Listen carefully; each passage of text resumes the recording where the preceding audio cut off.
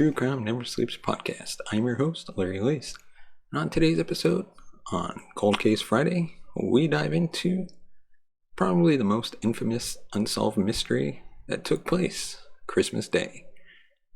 That is the unsolved murder of JonBenet Ramsey. But first, we'd like to thank our sponsor, Audible, for sponsoring this episode. Audible is your source for audiobooks from every kind of genre, whether it's historical fiction, drama, autobiographies, endless content for endless entertainment. You can check them out today at audibletrial.com/Larry21. Get a free 3-month trial and a free audiobook at your choice. And now on to today's topic. It was Christmas 1996 when a panicked phone call was made from the residents of Patsy and John Ramsey to 911 emergency services, stating their daughter JonBenet was missing. At the time of this case, the 24-hour news cycle was not as immediate as it is today, and with it being the week between Christmas and New Year, stories were notoriously slow in breaking. But in the case of a young white pageant girl from an opulent family, the news was picked up quickly by the outlets of the day and rapidly traveled to all corners of the globe. What followed became one of the most notorious and unsolved cases of modern times. On the 6th of August 1990 in Atlanta, Georgia, JonBenet was born to parents Patsy and John Ramsey. With her mother's training, JonBenet started to compete in children's beauty contests from an early age, winning multiple titles including Little Miss Colorado Sunburst in 1995. Patsy Ramsey was born in 1956 and was a former pageant performer herself, winning Miss West Virginia in 1977. Attending West Virginia University, Patsy graduated with a BA in journalism in 1978. 2 years later, Patsy married John, and their son, Burke, was born in 1987. John Ramsey, 13 years Patsy's senior, was born in 1943 in Nebraska. In 1966, he joined the Navy as a civil engineer corps officer in the Philippines and in Atlanta. Before meeting Patsy, John already had 3 grown-up children with his ex-wife. The marriage ended when John had an affair with a coworker. In 1992, John's daughter Beth was killed in a car accident in Chicago, aged 22. In 1989, Ramsey formed the Advanced Product Group, which later merged with several other companies to become Access Graphics, a computer services company which became a subsidiary of aerospace, defense, and technologies industry giant Lockheed Martin. John was given the role of CEO and president of Access Graphics. After the birth of JonBenet, the family moved to Boulder, Colorado in 1991 for John's work. The family owned 2 private jets, a yacht, and a holiday home in Michigan. Their net worth in '99 was reported to be $6.4 million. But then everything changed on Christmas Day. It was Christmas Day in Boulder, and the Ramsey family had spent the evening at the home of their nearby friends, Fleet and Priscilla White, before returning home before 10 p.m. when JonBenet was put to bed. At 5:30 a.m. on the 26th December, the family awoke to catch a private flight to their second home in Michigan. Patsy went to start breakfast for the family, and a few steps from the bottom of the spiral staircase, she discovered a ransom note written to John and demanding $118,000 for the safe return of his daughter, JonBenet. It also told the Ramseys not to contact the police, and that they would be in contact between 8 a.m. to 10 a.m. that day. Patsy called 911 shortly after her discovery and was put through to dispatcher Kimberly Archuleta. Archuleta proceeded to take the details of the crime and dispatched officers to their address. This is a recording of that call. Police! What's going on? 515th Street. What's going on there, ma'am? We have a kidnapping. Hurry, please. Explain to me what's going on, okay? There's a note left and our daughter's gone.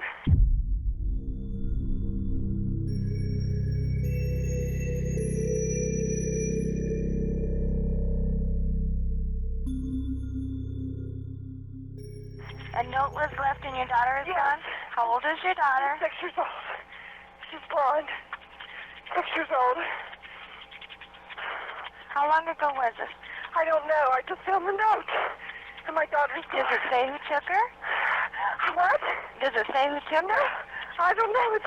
There's a ransom note here. It's a ransom note? It says SBTC. Victory. Please.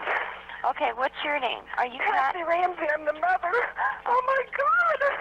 Please. I'm sending an officer over, okay? Please. Do you know how long she's been gone? No, I don't. Please, we just got out and she's right here. Oh my God, please. Okay, well, Please, somebody. I am, honey. Please. Take a deep breath for me, Please, okay? hurry. Patsy. The body of JonBenet Ramsey, strangled and beaten, is found in the basement. None of it makes sense. What else don't we know? Will whoever killed JonBenet Ramsey get away with murder?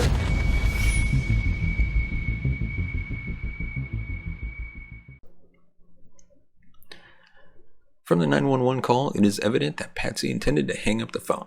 However, the call remained connected, and Archuleta continued to listen. Police arrived at the Ramsey home, and due to the Christmas holiday, seasoned officers were at home, leaving less experienced officers to deal with the apparent kidnapping. In the meantime, the Ramseys called their friends, the Whites, to help with the search for JonBenet.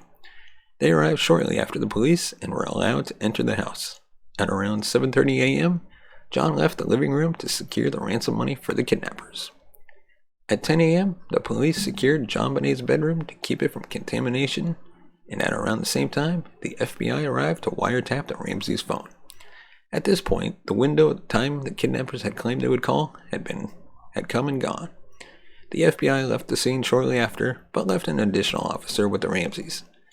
Detective Linda Arndt from Boulder Police Department suggested that John keep himself busy by searching the house. John and Fleet White eventually found JonBenet in the basement just after 1 p.m. She was wrapped in a blanket with duct tape over her mouth and a garrote tied around her neck with a paintbrush that had been used for leverage. 6-year-old JonBenet was dead. John carried her body upstairs and placed her on the floor. The police subsequently moved her body to a sofa where she remained until she was taken away by the coroner at around 8 p.m. The coroner concluded that JonBenet was killed by ligature strangulation and craniocerebral injuries. She had multiple abrasions to her neck, cheek, legs, and other body parts. She also noted that there was blood in JonBenet's underwear. The Ramsey home in Boulder was a 7,000 square foot, 4-story home with 5 bedrooms, multiple staircases, and a large basement that spanned the underneath of the house. The basement was partitioned into several smaller rooms. There was a brand new train set built on a table in its own room, and the children often played down there. It was also used for storage, filled with old paint cans, arts and crafts, and decorations. There was a room to the northwest of the basement that had a window with a previously broken window pane. The pane was never fixed because John often locked himself out of the house, and this was an easy way in. This is where police believe the kidnappers gained entry to the property. There was a suitcase positioned under the window which was believed to have helped the intruders get back out of the window. JonBenet was found in the room used as a wine cellar on the other side of the basement. This room was windowless and had one door in and out. JonBenet was strangled and hit in the head with an unidentifiable object. While the murder weapon has never been found, there have been a few objects called up for debate. A metal baseball bat was found by the butler door later on in the search, but this could have been placed there by one of the staff on the property. However, there was found to be carpet fibers from the basement on the bat. Another object in question is the flashlight on the kitchen counter, the head of which was consistent with the shape of the injury found on JonBenet's head. And now we're going to take a look at the suspects. Over the years, various people have confessed to the murder of JonBenet Ramsey. Gary Olivia is a convicted pedophile currently serving a 10-year sentence in Colorado for possession of child pornography. He called a former classmate on December 26, stating he'd hurt a little girl. Another suspect was John Carr, a teacher living in Thailand. Carr confessed to killing JonBenet in 2006, and at the time he was also connected with child pornography charges in America. He was brought back to the U.S., but there was no evidence connecting him to the crime. It was later acknowledged that if he hadn't confessed, he may have ended up in a Thai prison, which are known for their poor conditions. The case of JonBenet Ramsey's murder is still unsolved, and while tips can still be phoned into the Boulder Police Department, over 20 years have passed, and there seems to be no clear conclusion to her death. Or is there? There are many theories which point to the family when it comes to JonBenet's death. A lot of theories have the father, John, pegged as the killer. John claims he carried JonBenet from the car to her bedroom the night before, yet there was no DNA from him or anyone else in the family on her clothing. Detective Arndt claimed he was acting strangely and even took the time to read his mail, all while the police were still looking for JonBenet. Arndt told John to search the house again from top to bottom to give him something to do. Instead, he proceeded to start at the bottom of the house, where he and Fleet White immediately found JonBenet's body in the basement. The detective also describes in the same interview that she mentally counted the bullets left in her gun, ready to offload them, because she was convinced John was the killer. According to Fleet White, John cried out to him prior to turning on the light to see JonBenet in the women's cellar. That room had previously been searched, so it is unsurprising that Fleet White should be suspicious. There are also theories which point to the brother Burke. Patsy may have taken JonBenet to the bathroom before going to bed, and afterwards, JonBenet went back downstairs to get a snack, where her brother was already eating. There was a piece of the undigested fruit in JonBenet's stomach found during her autopsy, and a bowl of pineapple on the kitchen table, with Burke's fingerprints on it. Perhaps she took a piece of pineapple from Burke's bowl, and in frustration, he lashed out.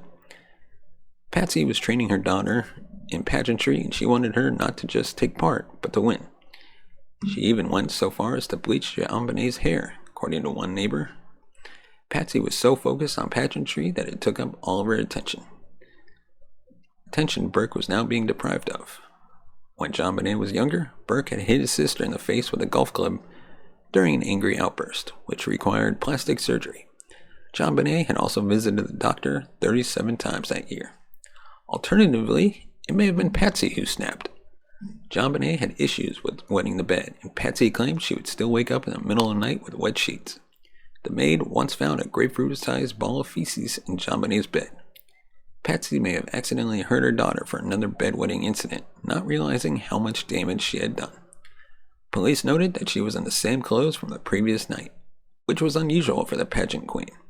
Patsy's paintbrush from her craft area was also used to secure the garrote around JonBenet's neck. In an open letter to the Ramseys written by Fleet White, who was there when JonBenet was discovered, he speaks critically of the family and the investigation. While he doesn't accuse the family of their involvement in the case, he highly criticizes the way the Ramseys influenced the outcome of the family's portrayal in the media and with the law. The Ramseys did not formally speak to the police for over 100 days, but they did hold their first interview on CNN on January 1st, 1997, less than a week after JonBenet's death. Steve Thomas, who was a Boulder police officer working on the case at the time, claims the family and District Attorney Alex Hunter refused standard protocols. This included refusing to sign search warrants for bank and phone records and giving the Ramseys copies of the police reports before their formal interviews. Thomas also stated that he spoke to one of the grand jury members who was involved in the vote to indict the Ramseys over JonBenet's death, who said they had voted to indict the Ramseys, yet DA Alex Hunter told media that the grand jury had agreed there wasn't sufficient evidence and the Ramseys were not under suspicion. Comparing the JonBenet Ramsey case to Sidwell's murder in 1983, Alex Hunter did the exact opposite and pushed for a grand jury.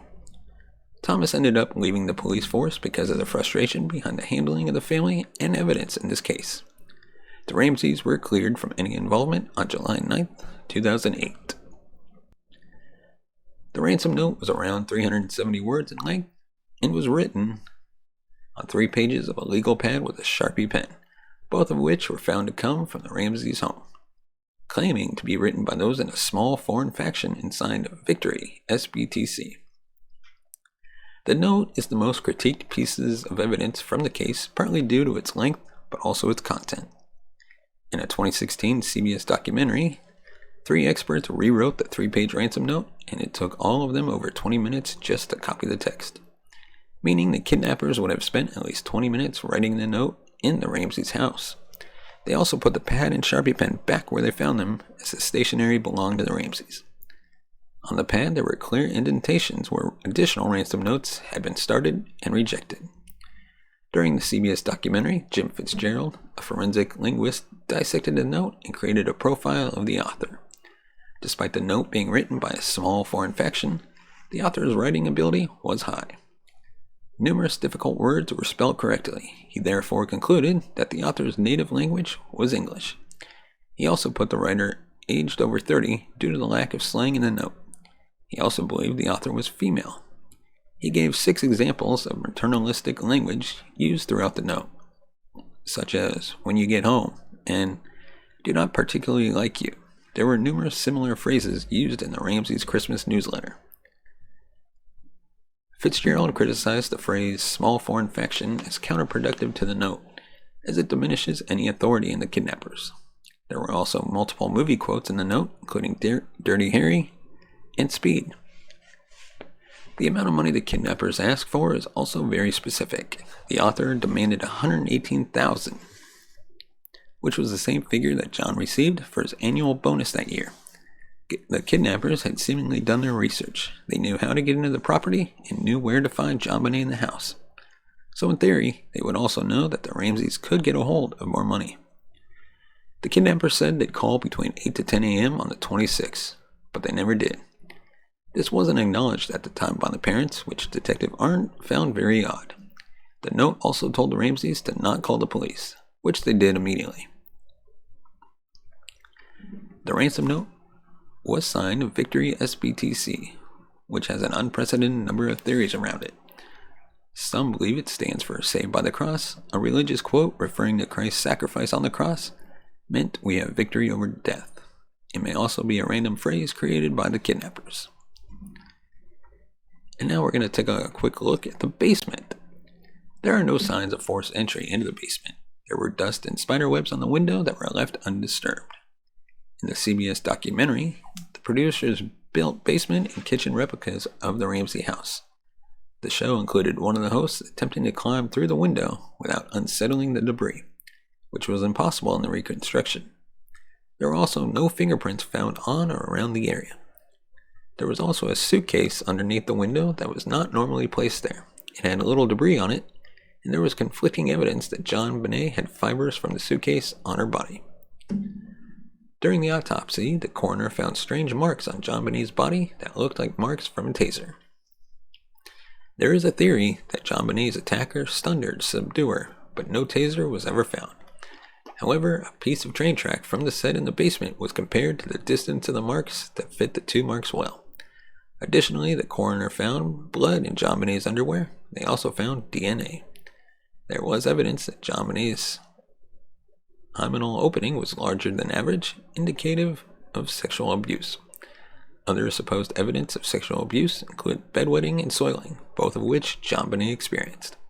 However, forensic scientist Dr. Henry Lee tested a pair of store-bought underwear, and the results came back positive for DNA trace evidence. This showed that the DNA found on JonBenet's underwear could have come from the manufacturing process rather than anything more sinister. The head injury JonBenet sustained during her attack did not break the skin, so the coroner did not realize the significant blow to her head until an internal inspection had occurred. The head wound showed remarkable similarities to a flashlight found on the Ramseys' kitchen counter. There is also the case of the baseball bat, but John Ramsey was adamant that the bat did not belong to their family, despite being found on the property. Evidence rules out an accidental fall to make such an injury, as the damage made needed heavy force behind it. Many of the Ramseys' neighbors report lights on in the house on Christmas night and early the next morning. There were also reports of a missing safety light on the property. Another neighbor heard a scream between midnight and 2 a.m. There are multiple and differing reports. JonBenet's death was the first murder in Boulder that year. The officers who arrived at the house on the morning of JonBenet's disappearance were new to the department. It took the officers 4 hours to seal off the bedroom, and when the Whites arrived to help with the search, they were let into the house immediately, without regard for the contamination of the scene. Friends and a victims advocate group kept themselves busy tidying and cleaning up the house, making themselves useful, meanwhile removing any evidence that may have helped police. When JonBenet was brought up from the basement, John Ramsey had already removed the tape over her mouth and had attempted to remove her wrist restraints. An officer then moved JonBenet from the floor to a sofa, which meant the body had been moved twice before the coroner and forensics arrived. The police had no control over the situation, and the case had problems from the start. And now we're going to take a look at some alternative suspects. Because of the number of people involved in this case, there are a vast number of suspects. These range from the family itself, yes, to Santa Claus. Yes, I know I just said Santa Claus. First, we have Ninja Guy. 9 months after JonBenet was murdered, a 14-year-old girl known as Amy was sexually assaulted in her home while her parents slept. Amy attended the same dance school as JonBenet, and she performed in several public events in Boulder. He entered and left Amy's house discreetly. He was like a ghost. We couldn't figure out where he came from or where he went, Amy's father said. The issue with this theory is that pedophiles do not usually change their age range focus, and there were 8 years age difference between the two girls. There was also no ransom note left in Amy's house. Now, Santa Bill. Bill McReynolds had played Santa several times at the Ramseys' holiday parties, the most recent being December 23rd, a few days before JonBenet was found dead. He was also one of the 5 people at Ramsey's named for further investigation. McReynolds paid a little too much attention to JonBenet and even tried to arrange a visit with her on Christmas Day. Bill McReynolds eventually moved away from Boulder with his wife and has since passed away. And then we have the housekeeper. Linda Hoffman Pugh and her husband both worked for the Ramseys. One theory is that Linda led JonBenet down to the basement in an attempt to claim ransom money after the Ramseys had denied the request for a loan. The couple knew that the Ramseys' itinerary and the layout of the house, and they had access. They would have also known about the broken window in the basement, and they both had reason to be in the house if they were caught. And then there's the possibility of an outsider. Lou Smith, a homicide detective on the case, believes it may have simply been a kidnapping gone wrong. The Ramseys had an open house for 2 days around Christmas because they had decorated the inside and outside of their home to look like a gingerbread house. Between 1,500 and 2,000 people entered the property, and at the time, 38 sex offenders lived within a few miles of the Ramseys' residence. Mayor Leslie Durgin believed that Boulder was safe due to the discrepancies in JonBenet's case. She said there were no visible signs of forced entry in the house. She also reiterated that it appeared someone knew the home well. The Ramseys' house was expansive, so the kidnapper would have needed clear instructions to get JonBenet from her bedroom down to the basement.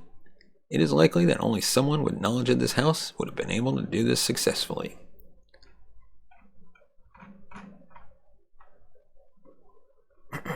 After 24 years, there are multiple theories, suspects, murder weapons, and pieces of evidence that lead nowhere. There are also many unanswered questions with this case. Which came first, the strangulation or the head injury?